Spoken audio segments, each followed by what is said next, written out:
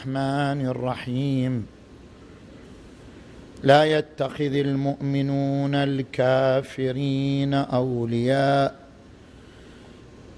من دون المؤمنين ومن يفعل ذلك فليس من الله في شيء إلا أن تتقوا منهم تقات. آمنا بالله صدق الله العلي العظيم. لقد دلت الآية المباركة على مشروعية التقية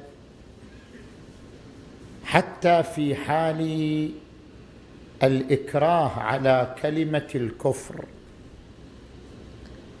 لا يتخذ المؤمنون الكافرين أولياء من دون المؤمنين ومن يفعل ذلك فليس من الله في شيء إلا أن تتقوا منهم تقات.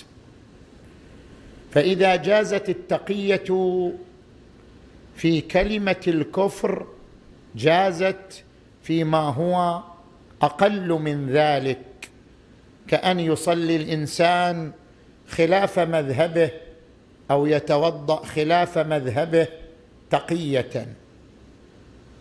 كما أن السنة النبوية دلت على مشروعية التقية، كما روى البخاري في صحيحه عن النبي صلى الله عليه وآله: إنا لنكشر في وجوه قوم، يعني نبتسم في وجوههم، وقلوبنا تلعنهم.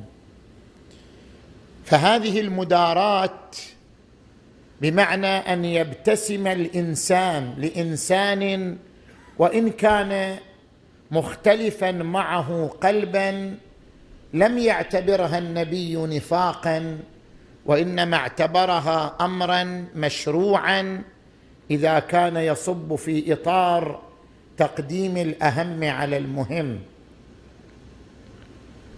وقد عمل بالتقية الصحابة والتابعون، فمنهم الإمام أحمد بن حنبل كما يروي اليعقوبي في تاريخه أنه عرض عليه المعتصم العباسي مسألة خلق القرآن فسكت فضرب سياطا، فقال إبراهيم بن إسحاق: دعني أكلمه يا أمير، فكلمه فقال: ما تقول يا أحمد في خلق القرآن؟